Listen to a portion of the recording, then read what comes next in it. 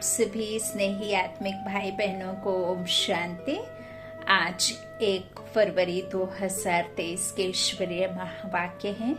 आज की मधुर मुरली के सार में ज्ञान सागर बेहद के बाप ने हम रूहानी बच्चों से मुरली के महावाक्यों में कहा, मीठे बच्चे, तुम्हारी नजर किसी भी देहधारी की तरफ नहीं जानी चाहिए, क्योंकि तुम्हें पढ़ाने वाला स्वयं निराकार ज्ञान सागर बाप है। परमात्मा ने निमित्त चाहे जिसको भी चुना हो, बाबा ने अपनी सेवा के लिए चाहे किसी भी निमित्त आत्मा भाई या बहन को चुना हो, लेकिन परमात्मा अपने महावाक्यों में बार बार यह रिपीट करते हैं कि बच्चे, ज्ञान दाता एक ही है। गीता ज्ञान दाता, मैं निराकार शिव परम पिता परमात्मा हूँ। और जब भी आप मुरली या मेरे महावाक्यों को सुनते हैं तो कभी भी साक्षी दृष्टा रख सुनिए कि मैं परम पिता परमात्मा के महावाक्यों को सामने जो भी सुनाने वाला है वह एक निमित्त बनी आत्मा सुना रही है, और मैं आत्मा इन महावाक्यों को कर्मेंद्रियों के द्वारा सुन रही हूँ या सुन रहा हूँ। यह जब हम मुरली सुनने के समय निश्चय करेंगे तो आपको मुरली धारण बहुत अच्छे से होगी और आप अपने जीवन में इस मुरली को अप्लाई करेंगे तो आपका जीवन बहुत सहज हो जाएगा। तो कभी भी मुरली सुनने से पहले या आप सेंटर पर जाकर सुनते हैं तो आप फरिश्ता बनकर निकले कि मैं परमात्मा के महावाक्यों को फरिश्ता बनकर सुनने जा रही हूँ आत्मा। अच्छा, तो आज बाबा ने यही कहा है कि तुम्हारी नजर किसी भी देहधारी की तरफ नहीं जानी चाहिए, क्योंकि तुम्हें पढ़ाने वाला देहधारी नहीं बल्कि स्वयं निराकार ज्ञान का सागर है।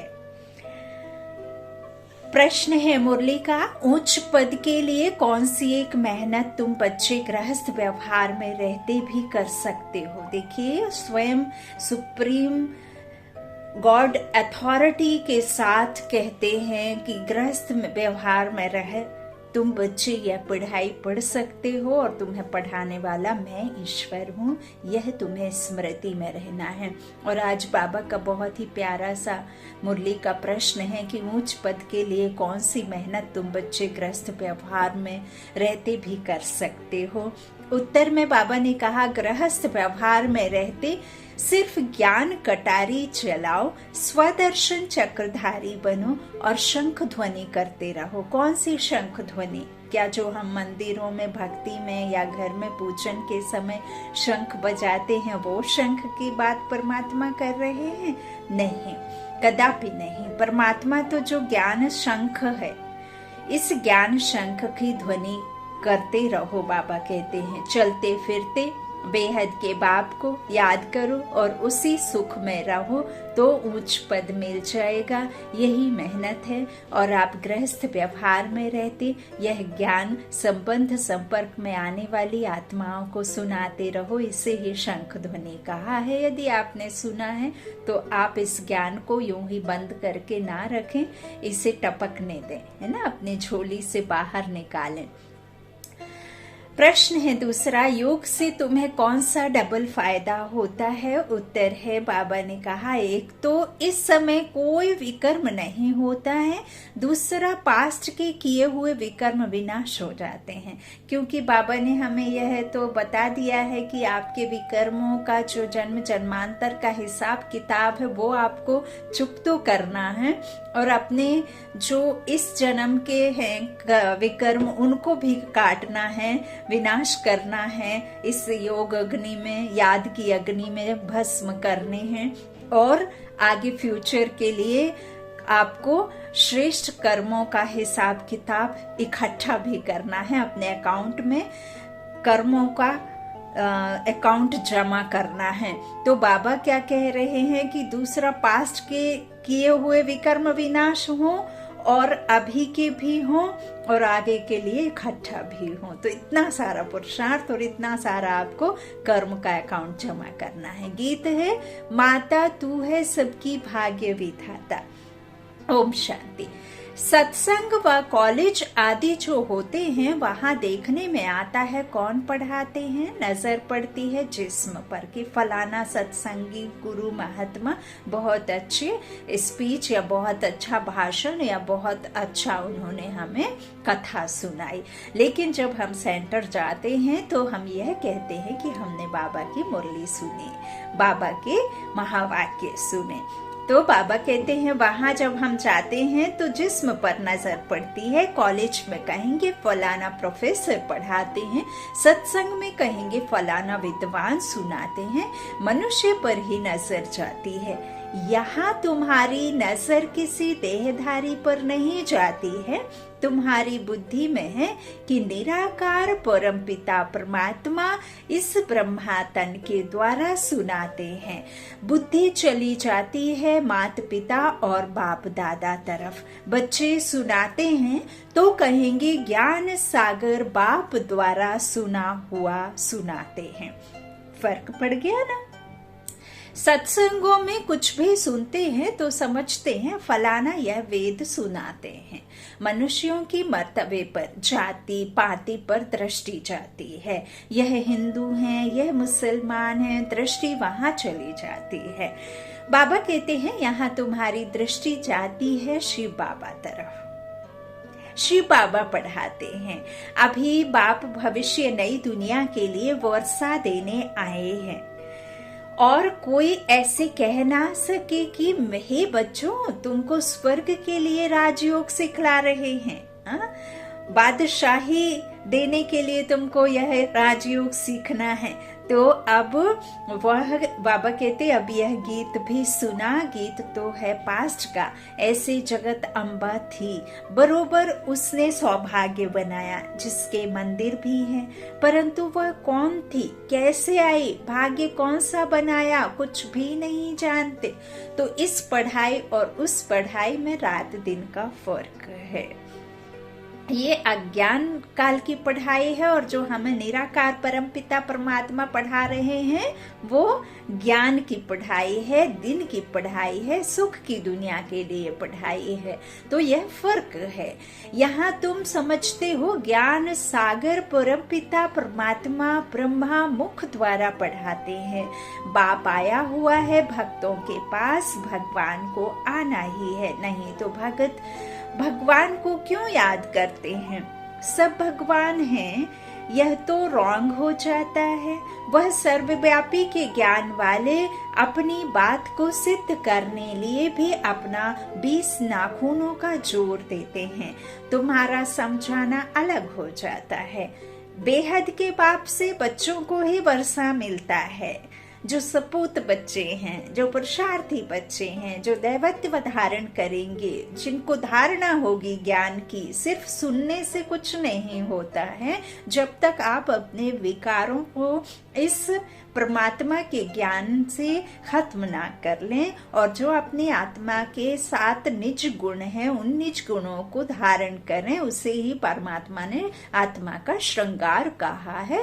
खरा सोना बनाने परमात्मा आए हैं, 24 कैरेट का सोना जिसमें अभी कोई भी कैरेट नहीं बचा है, तो उसे अब शुद्ध करने आए हैं परमात्मा। तो इस योग अग्नि में इस सोने को आत्मा रूपी विकारी जो आत्मा है उसे दग्ध कर रहे हैं, ज्वाला में डाल रहे हैं, ना, ज्वालामुखी योग भी कहा गया है ना। अच्छा, तो बाबा कहते हैं बेहद के बाप से बच्चों को ही वर्षा मिलता है। सन्यासियों का है ही वैराग्य मार्ग, निवृत्ति मार्ग, उनसे कभी भी प्रॉपर्टी का हक मिल ना सके, वह प्रॉपर्टी चाहते ही नहीं। तुम तो सदा सुख की प्रॉपर्टी चाहते हो। नर्क के धन दौलत में दुख है। भल धनवान है परंतु चलन ऐसी गंदी चलते हैं, पैसा उड़ाते रहते हैं, फिर बच्चे भूख मरते हैं तो अपने को भी दुखी, बच्चों को भी दुखी करते हैं। यह है बेहद का बाप। वह बैठ बच्चों को समझाते हैं। क्या समझाते हैं? वह तो भिन्न भिन्न अनेक बाप हैं जिनसे अल्पकाल के लिए वर्षा मिलता है। जब तक आपका पिता का शरीर में प्राण है तब तक आपका साथी है ना। और आपके तन में जब तक प्राण है तब तक आपका जो भी धन माया है तब तक के आप मालिक हैं। फिर तो ना धन साथ जाना है और ना जो आपके यहाँ के रिश्ते नाते हैं वो साथ जाना है। लेकिन बेहद का जो बाप पढ़ा रहा है वो आपके साथ में बेहद रहेगा, 21 जन्मों के लिए रहेगा ना। तो एक हद है अल्पकाल का सुख जो एक जन्म का होता है, और ये अविनाशी सुख जो आधे कल्प के लिए होता है। तो बाबा कहते हैं हद के बाप से हद का अल्पकाल का लिए मिलता है। भल राजाएं हैं वह भी हद के हो गए। हद का अल्पकाल का सुख है। यह बेहद का बाप अविनाशी सुख देने आए हैं। समझाते हैं भारतवासी जो डबल सिर ताज थे, स्वर्ग के मालिक थे, अब नर्क के मालिक बन पड़े हैं। नर्क में है दुख, बाकी ऐसे कोई नदियां आदि नहीं है जैसे रौरव नर्क, विषय वैतरणी नदी आदि के चित्र गरुड़ पुराण में दिखाते हैं। बाबा कहते हैं अब कहते हैं कि मरने के बाद आपको सजाएं खानी पड़ती हैं। तो आत्मा ने तो शरीर छोड़ दिया, अब आत्मा के साथ आप कुछ कर ही नहीं सकते हो। शरीर ने जैसे ही आत्मा को छोड़ा फिर शरीर मिट्टी में मिल जाना है, 5 तत्वों में विलीन हो जाता है, 5 तत्व में विलीन कर देते हैं ना। तो फिर उसके साथ में आप चीरो फाड़ो, जलाओ, भूंजो, कुछ भी करो शरीर को तो कुछ होता नहीं, क्योंकि उसमें जो प्राण थे वो चले गए, जिसके द्वारा उसे कष्ट होता था वो आत्मा तो निकल गई। अब क्या आत्मा को आप नदी में, खून की नदी में जाएंगे या बहाएंगे, ऐसे सब जो बताते हैं तो ये सब दंत कथाएं हैं। बाबा कहते हैं यहाँ ही है सब कुछ। जब तक आपके तन में प्राण है और जो आपने विकर्म किए हैं वो जीते जी आपको इस अंतिम जन्म तक सब कुछ क्या करना है, हिसाब किताब चुकतू करने हैं। जो आपके किए विकर्म है उनकी सजा आपको यहाँ ही इसी कहना चाहिए एक साकार में भोगनी होती है ना, भोगनी पड़ती है ना। किसी को कोई बीमारी के द्वारा चुकतू करना है हिसाब, किसी के कोई रिश्तों में अनबन के साथ, और किसी का कुछ जो भी समस्याएं जीवन में आती हैं वो हमारे ही किए विकर्म है ना। तो उनको कैसे न कैसे तो आपको पवित्र बन के ही वापस जाना होगा, ऐसे तो आप पवित्र होकर जाते नहीं है। तो फिर बाबा ने कहा भी है कि अंतिम जन्म में और इस कलयुग में विकारों से इतने जास्ती जन्म होते हैं और जास्ती मृत्यु भी होते हैं। किसी किसी का साल में एक बार जन्म और एक बार मृत्यु भी होती है, क्योंकि उसको अपने हिसाब किताब तो पूरे करने हैं ना। तो वो आत्मा बार बार जन्म लेती है और बार बार मरती है। इस तरह से भी परमात्मा ने क्लियर किया है। तो यह सब बुद्धि में धारण करने का नॉलेज है। बाबा कहते हैं नर्क में है दुख, बाकी ऐसे कोई नदियां आदि नहीं है ना। तो विषय वैतरणी नदी आदि के चित्र जो बाबा कहते हैं दिखाते हैं ना, यह तो सजाएं खानी होती हैं। तो वह रोचक बातें लिखती हैं। आगे जो जिस अंग से बुरा काम करते थे वह अंग उनका काटा जाता था, बहुत कड़ी सजा मिलती थी। अब इतनी कड़ी सजा नहीं मिलती है। फांसी की सजा कोई कड़ी नहीं है, वह तो बहुत ईजी है। मनुष्य आपघात भी बहुत खुशी से करते हैं। शिव पर, देवताओं पर झट बलि चढ़ जाते हैं। तुम जानते हो आत्मा दुखी होती है तो चाहती है एक शरीर छोड़ जाकर दूसरा ले ले। वह आपघात करने वाले ऐसे नहीं समझते हैं। वह तो यहाँ ही एक शरीर छोड़ फिर भी यहाँ ही गंदा जन्म ले लेते हैं। आत्मा में जो डर के संस्कार जाएंगे, जो आप जिस घटना का अंजाम से आप गए हैं, तो जब तक आप छोटे रहेंगे तब तक आप वो चीज फील नहीं करेंगे, करेंगे भी तो मुंह से नहीं बोल सकते, लेकिन जैसे आपका शरीर बड़ा होगा, आपकी उम्र बढ़ेगी, तो फिर वैसे ही वो संस्कार वापस आ जाएंगे। तो फिर वही सब कहते हैं ना कि बच्चा नींद में बहुत डरता है, अकड़ता है, ये करता है, वो करता है, या कोई कोई पानी से बहुत ज्यादा डरता है, कोई आग से बहुत ज्यादा डरता है। तो ये जो पुराने आत्मा के जो ओल्ड बर्थ के संस्कार हैं वो भी तो साथ में लेकर के आत्मा आती है। और एक माँ के गर्भ से, कुछ आस पड़ोस से, कुछ परिवार से, कुछ बड़े होकर के जो समाज से, तो इस तरह से जो 5 फोल्डर है ना, और एक हमारा जो फोल्डर होता है वो आत्मा के निज गुण है। तो परमात्मा अब हमारे वो आत्मा के जो निज गुण है वो 5वां फोल्डर खोल करके हमें प्योर बना रहे हैं, है ना। तो इस तरह से बाबा कहते हैं कि जो भी है, कि मान लीजिए किसी ने अपना शरीर छोड़ दिया तो गंदा जन्म ले लेते हैं वापस। बाबा कहते हैं ज्ञान तो है नहीं, सिर्फ शरीर को खत्म कर देते हैं दुख के कारण, फिर भी दुखी जन्म ही पाते हैं। तुम तो जानते हो हम तो नई दुनिया के लायक बन रहे हैं। जीव घात करने वालों में भी वैरायटी होती है। जैसे कोई कोई स्त्री पति के पिछाड़ी अपना शरीर होमती हैं, सती हो जाती हैं, वह बात अलग है। समझते हैं हम पति लोक में जाएंगी, क्योंकि सुना हुआ है, बहुतों ने किया है, पहले ऐसे होता भी था। तो शास्त्रों में भी है कि पति लोक में जाती हैं, परंतु वह पति तो कामी ठहरा, फिर भी इसी मृत्यु लोक में ही आना पड़े। जब तक इस कल्प का ड्रामा का पार्ट पूरा नहीं होता आत्माओं का, तब तक तो कोई वापस जा ना सके। तो बाबा कहते हैं यहाँ ही गोते खाते रहते हैं, यहाँ ही चक्कर लगाते रहते हैं, तो आना यहीं पड़े। यहाँ तो ज्ञान चिता पर बैठने से स्वर्ग में चले जाते हैं। अभी तुम बच्चे जानते हो कि यह जगदम्बा जगत पिता जो स्थापना अर्थ निमित्त बने हुए हैं, बाबा ने निमित्त बनाया है ना, रचना बाप ने रची हुई है ब्रह्मा विष्णु शंकर की। तो बाबा कहते हैं और ये जो जगत अम्बा और जगत पिता हैं, ये अर्थ स्थापना निमित्त बने हुए हैं, यही फिर स्वर्ग में पालन करता बनेंगे। मनुष्य तो जानते नहीं विष्णु कुल किसको कहा जाता है। विष्णु तो है सूक्ष्म वतन वासी, और बाबा ने कहा भी है कि सूक्ष्म वतन को भी अभी साक्षात्कार के लिए और समझाने के लिए रचा गया है। अदरवाइज बाबा ने कहा है सिर्फ साकार और एक शांति धाम, एक ये वाला धाम और एक शांति धाम, 2 धाम ही हैं। बाबा कहते उनका फिर कुल कैसे हो सकता सूक्ष्म वतन का। अभी तुम जानते हो विष्णु के 2 रूप लक्ष्मी नारायण बन पालना करते हैं, राज्य करते हैं, यह है ज्ञान चिता। तुम योग लगाते हो उस एक पतियों के पति साथ, किसके साथ? शिव बाबा। तो वह है शिव बाबा, वही पतियों का पति पिताओं का पिता है। सब कुछ वह एक ही है, उसमें सर्व संबंध आ जाते हैं। बाप कहते हैं इस समय के जो भी चाचे काके आदि तुम्हारे हैं, वह सब तुमको दुख की राय बताएंगे, उल्टे रास्ते की आसुरी मत ही देंगे। बेहद का बाप आकर बच्चों को सुल्टी मत देते हैं, समझो। लौकिक बाप कहते हैं कॉलेज में पढ़कर बैरिस्टर आदि बनो, वह कोई उल्टी मत थोड़े ही है। शरीर निर्वाह अर्थ तो वह राइट है, वह पुरुषार्थ तो करना ही है। उनके साथ साथ फिर भविष्य 21 जन्मों के शरीर निर्वाह अर्थ भी पुरुषार्थ करना है।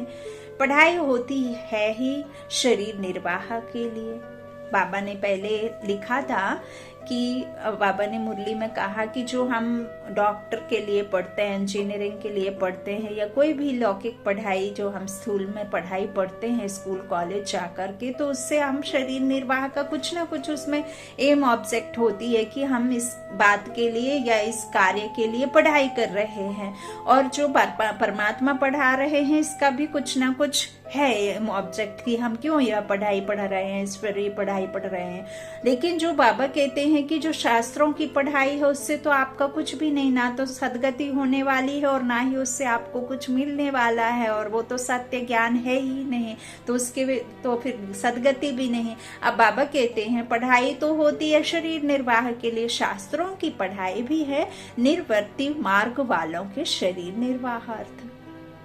शास्त्र आदि पढ़ते तो उससे भी उनका जीवन, उनके परिवार को पालना होती है ना, उससे जो पैसा आदि मिलता है, धन कमाते हैं। तो ऐसे ही तो नहीं पढ़ते होंगे। तो बाबा कहते फिर वो भी शरीर निर्वाह अर्थ पढ़ते हैं, वह अपने शरीर निर्वाह अर्थ ही पढ़ते हैं। सन्यासी भी शरीर निर्वाह अर्थ कोई 50, कोई 100, कोई 1000 भी कमाते हैं। एक ही कश्मीर का राजा मरा तो कितने पैसे मिल गए आए आर्य समाजियों आदि को। तो यह सब करते ही हैं पेट के लिए। संपत्ति विगर तो सुख होता नहीं, धन है तो मोटरों आदि में घूमते हैं। आगे सन्यासी पैसे के लिए सन्यास नहीं करते थे, वह तो चले जाते थे जंगल में। इस दुनिया से तंग हो अपने को छुड़ाते हैं, परंतु छूट नहीं सकते, बाकी पवित्र रहते हैं। पवित्रता के बल से भारत को थमाते हैं। देखो बाबा ने पहले भी कहा, आज भी बाबा रिपीट कर रहे हैं कि जो पवित्रता को धारण करते हैं, जो कई ब्रह्मचार्य का पालन करते हैं, भले वो ज्ञान में नहीं चलते हैं, जो हनुमान जी आदि को मानते आए हैं, इष्ट जिनको बनाया है, और बहुत सारे सन्यासी आदि जो पवित्रता का पालन करते हैं तो वो जो व्रत धारण करते हैं वो ही परमात्मा कहते हैं कि इस भारत को थमाने के लिए मददगार हैं। क्योंकि अभी तो कितना जास्ती पाप हो गया है, नहीं तो दुनिया कब की बाबा कहते हैं कहाँ की कहाँ चली गई होती। तो पवित्रता के बल से भारत को थमाते हैं, यह भी भारत को सुख देते हैं, उनका भी योगदान है। यह पवित्र नहीं बनते तो भारत टू मच वैश्यालय बन जाता। देखो पवित्रता सिखलाने वाले एक यह निवृत्ति मार्ग वाले हैं, दूसरा है बाप। वह है निवृत्ति मार्ग वाली पवित्रता और यह है प्रवृत्ति मार्ग की पवित्रता। इससे आपको क्या मिलेगा, है ना? जीवन तो हमारा रहेगा, लेकिन हम जो निर्विकारी रहेंगे तो हमें सुख शांति रहेगी, है ना? तो भारत में पवित्र प्रवृत्ति मार्ग था। हम देवी देवताएं पवित्र थे, अब अपवित्र बन गए हैं। पूरा आधा कल्प 5 विकारों द्वारा हम अपवित्र बनते हैं। माया ने थोड़ा थोड़ा करते पूरा ही अपवित्र पतित बना दिया है। दुनिया में यह कोई भी मनुष्य नहीं जानते कि हम पावन थे, पतित कैसे बने। समझते भी हैं कि यह पतित दुनिया है। समझो किसी मकान की आयु 100 वर्ष है तो कहेंगे 50 वर्ष नया, 50 वर्ष पुराना, आहिस्ते आहिस्ते पुराना हो जाता है। इस सृष्टि का भी ऐसे है, एकदम नई दुनिया में सुख होता है, फिर आधा के बाद पुरानी होती है, गाया भी जाता है। सतयुग में अथाह सुख है, फिर पुरानी दुनिया होती है तो दुख शुरू होता है। रावण दुख देते हैं, ईश्वर तो दुख देता नहीं है। अगर ईश्वर दुख देता तो उसके साथ कुछ ना कुछ गलत करते हैं। रावण को तो जलाते आते हैं क्योंकि वो दुख देता है, और रावण मतलब 5 विकार। तो पतित रावण ने किया है, जिसका बुत जलाते हैं यह बड़ा दुश्मन है। कोई ने गवर्नमेंट को अप्लाई किया कि रावण को नहीं जलाया जाए, वह तो बहुतों को दुख होता है। रावण को विद्वान बताते हैं, मिनिस्टर आदि कोई भी समझते नहीं है। अभी तुम जानते हो कि रावण का राज्य द्वापर से शुरू होता है। द्वापर से यह भक्ति अज्ञान मार्ग शुरू होता है, ज्ञान से दिन, भक्ति से रात। अब देखो जगत अम्बा का गीत गाते हैं परंतु समझते नहीं है कि सौभाग्य विधाता कैसे है, कितना बड़ा मेला लगता है। परंतु जगदम्बा है कौन यह भी जानते नहीं। बंगाल में काली को भी बहुत मानते हैं परंतु जानते नहीं हैं कि काली और जगदम्बा में क्या फर्क है। जगदम्बा को गोरा दिखाते हैं, काली को काला बना दिया है। जगदम्बा ही लक्ष्मी बनती है तो गोरी है, जब आत्मा निर्विकारी रहती है तो वो गोरी रहती है, और जब आत्मा विकारों से कामचिता पर बैठ काली हो जाती है तो वो काली हो जाती है ना? तो आत्मा को दिखाया गया है। बाबा कहते हैं लक्ष्मी बनती है तो गोरी है, फिर 84 जन्म लेते लेते काली हो जाती है। तो मनुष्य कितने मूंझे हुए हैं। वास्तव में काली अथवा अम्बा है तो एक ही, कुछ भी नहीं जानते। इसको कहा जाता है अंधश्रद्धा। ब्लाइंड फेथ में चल रही है भक्ति अभी भी। अभी तुम बच्चे जानते हो जो पास्ट में जगत अम्बा थी उसने भारत का भाग्य बनाया था।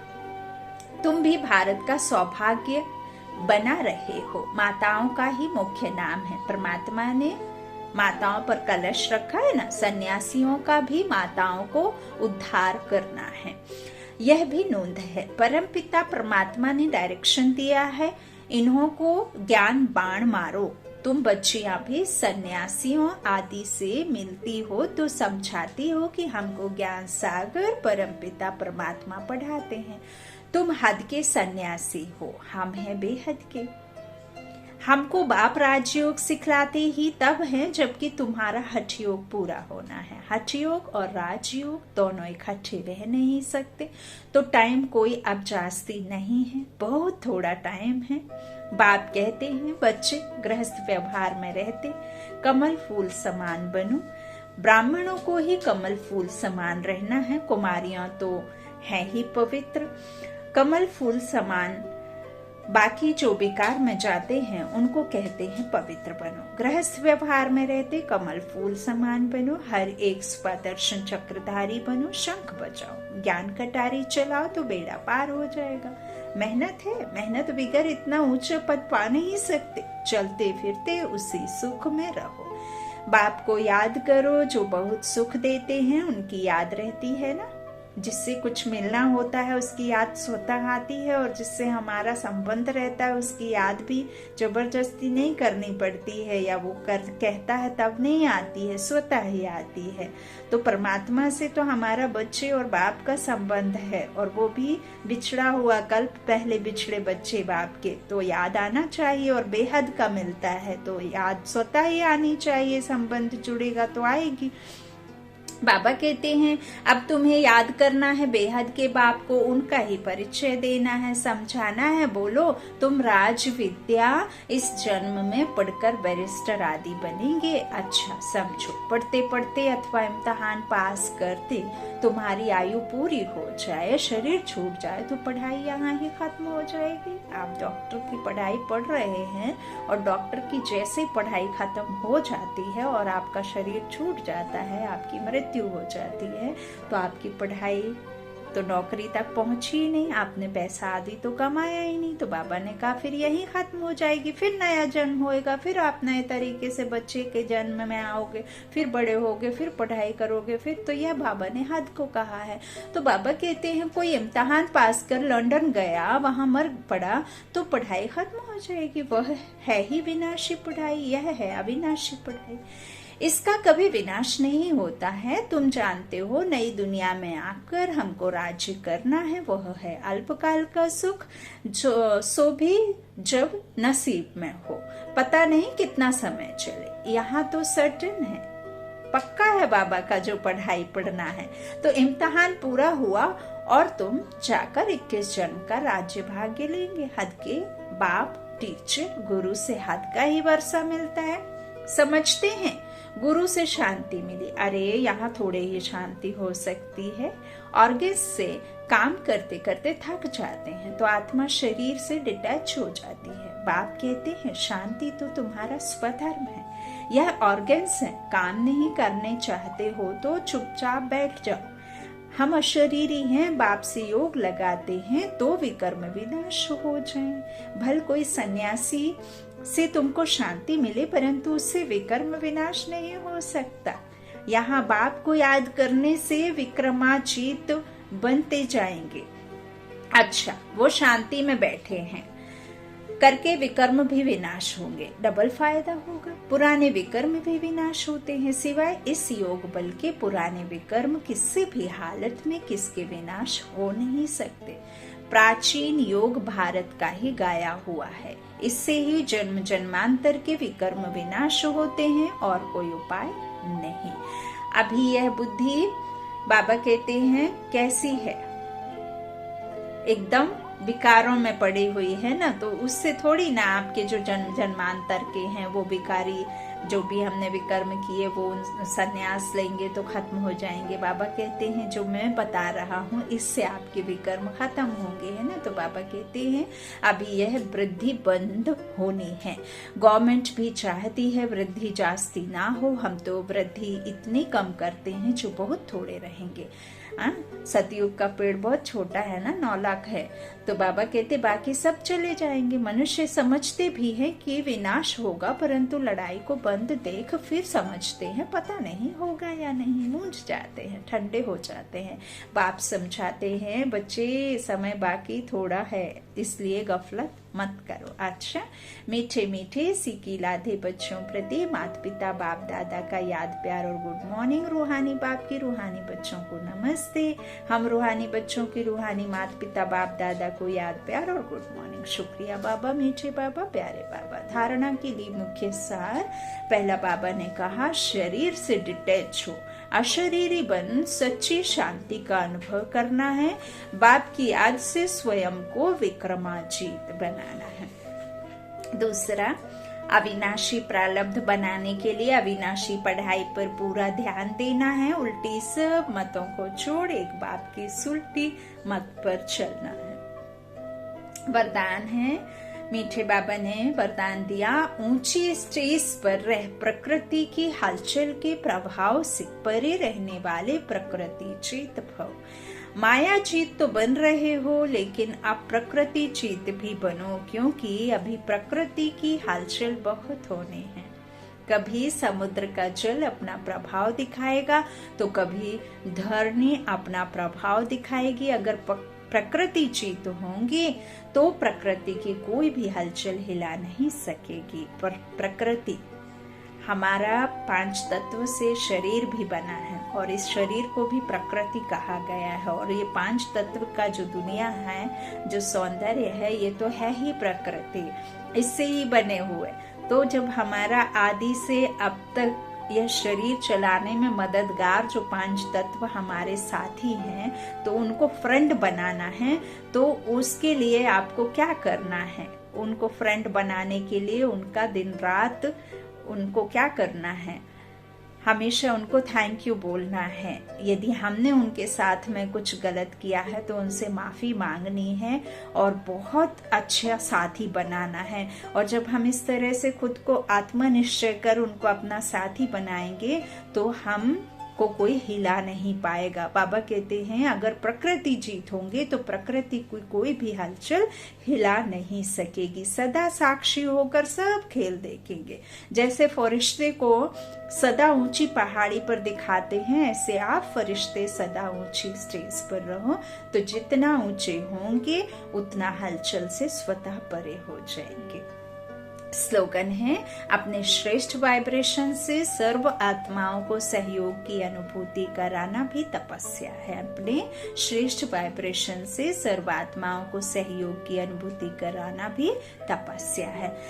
इस मास की सभी मुरलियां ईश्वरीय महावाक्य निराकार परमात्मा शिव ने ब्रह्मा मुख कमल से अपने ब्रह्मा वत्सों अर्थात ब्रह्मा कुमार और ब्रह्मा कुमारियों के सम्मुख 18/1/1969 से पहले उच्चारण की थी।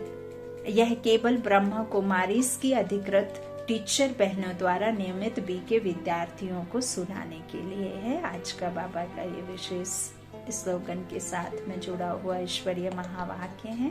अच्छा, ओम शांति। शुक्रिया बाप दादा, शुक्रिया आप सभी भाई बहनों के स्नेह का, प्यार का। मुरली सुनते रहिए, सुनाते रहिए। गृहस्थ में रहने वाले बाबा को बच्चे कह ही रहे हैं बच्चों को कि शंख ध्वनि करते रहो। अपने जो भी आत्माएं आती हैं आपके संपर्क में, उनको जरूर जरूर जरूर आप बताओ सच्चा रास्ता, ईश्वरीय रास्ता दिखाओ और बेहद का सुनाओ। अच्छा, ओम शांति।